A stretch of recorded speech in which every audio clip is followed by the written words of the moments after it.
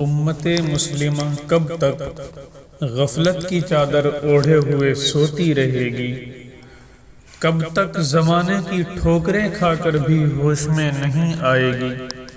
آج وقت کا تقاضا ہے کہ ہم اپنے گریبان میں جھانکیں، اپنے زوال کے اسباب کو پہچانیں اور پھر ایک نئی زندگی، ایک نئی بیداری کے ساتھ اٹھ کھڑے ہوں۔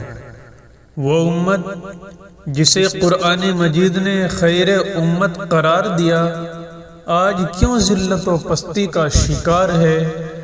وہ قوم جس کے پاس محمد صلی اللہ علیہ وسلم جیسا کامل رہبر تھا، آج کیوں رہنمائی کے لیے در بدر بھٹک رہی ہے؟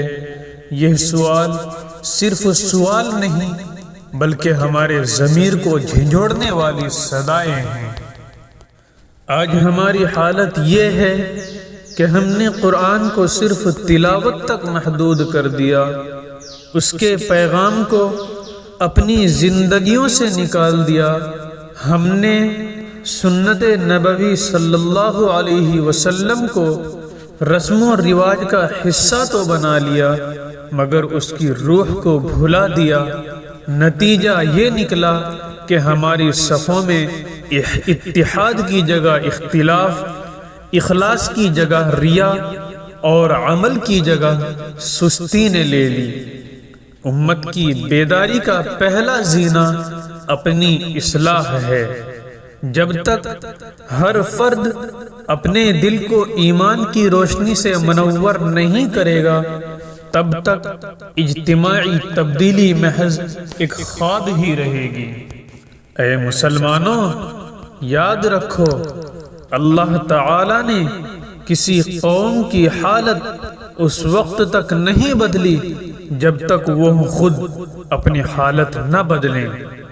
ہمیں چاہیے کہ ہم قرآن کو پڑھنے کے ساتھ ساتھ سمجھیں اور اس پر عمل کریں، اپنی زندگیوں کو سنت رسول صلی اللہ علیہ وسلم کے مطابق ڈھالیں، آپس میں اتحاد اور بھائی چارے کو فروغ دیں، علم کو عام کریں، جہالت کو ختم کریں، دنیا کی محبت کے بجائے آخرت کی فکر کو اپنا مقصد بنائیں۔ یہی وہ راستہ ہے جس پر چل کر ہم اپنی کھوئی ہوئی عظمت کو دوبارہ حاصل کر سکتے ہیں۔ یاد رکھو، بیداری کا مطلب صرف جذباتی نعرے نہیں بلکہ عملی تبدیلی ہے۔ بیداری کا مطلب صرف تقریریں نہیں بلکہ کردار کی مضبوطی ہے۔ آج بھی اگر امت جاگ جائے تو حالات بدل سکتے ہیں۔ آج بھی اگر ہم سچے دل سے اللہ کی طرف رجوع کریں تو رحمت کے دروازے کھل سکتے ہیں۔ اٹھو، اپنے رب کی طرف لوٹو، اپنے نبی صلی اللہ علیہ وسلم کی سنت کو تھام لو، اپنی زندگیوں کو بدل دو۔